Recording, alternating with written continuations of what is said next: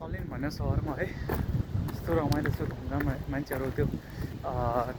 तल्लिन लेखेको ठाउँमा चाहिँ गइरहेको छ जुन फेरि मान्छेहरू कति धेरै आएको छ हेर्नु आउँदैछ जाँदैछ मान्छेहरू फोटोहरू एकदम राम्रो स्पोट छ त्यहाँ फोटो खिच्नलाई अनि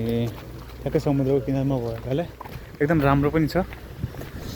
मान्छेहरूको भिड पनि छ त्यहाँ एकदम अनि मान्छेहरू गइरहेको छ एकदम रमाइलो ठाउँ छ यो चाहिँ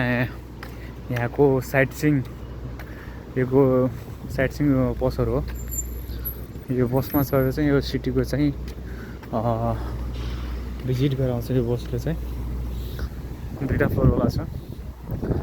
अनि म चाहिँ एक्लै हिँडिरहेको छु मेरो साथी चाहिँ यहाँ छ म चाहिँ एक्लै हिँडिरहेको छु चिसो हावा एकदम चिसो हावा चाहिँ लागिरहेको छ एकदम है हेर्नुहोस् यहाँ कति राम्रो चाहिँ पोस्टरहरू राखेको छ यहाँको स्पोटहरूको अनि यो पर देखेर हाम्रो क्रुजहरू चाहिँ भएको ठाउँको हो फोटो हेर्नुहोस् राम्रो छ अनि यहीँ नजिकै अब एउटा महल छ त्यो महलमा गएर चाहिँ केही सामानहरू लिनुपर्ने छ त्यही भएर चाहिँ गइरहेको देख्न सक्नुहुन्छ यो पोस्टर कति राम्रो छ यसो म्यानेज गरेर राखेको छ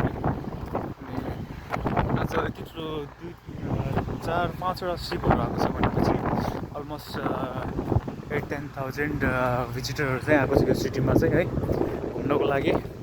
त्यसमा म पनि छु आज घुम्नको लागि आएको टल्लिन भन्ने सहरमा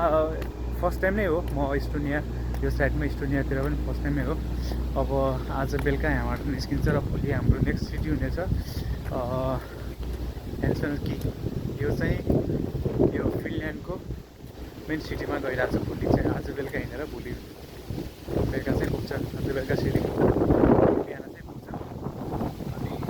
भोलि चाहिँ कस्तो हुन्छ उहाँको माहौल चाहिँ अनि हेल्सिङ्की पनि धेरै राम्रो ठाउँ छ एकदम अब तपाईँलाई थाहा भएको कुरा हो वर्ल्डकै ह्याप्पिएस्ट कन्ट्री चिन्ने भनेको फिनल्यान्ड हो अनि फिनल्यान्डमा चाहिँ फर्स्ट टाइम गइरहेको छु भोलि अनि अलि एक्साइटमेन्ट पनि छ सो किप इन टच मैले चाहिँ राम्रो भ्यूहरू चाहिँ यहाँको राम्रो ठाउँहरू चाहिँ कभर गरेर भिडियोहरू बनाउने छु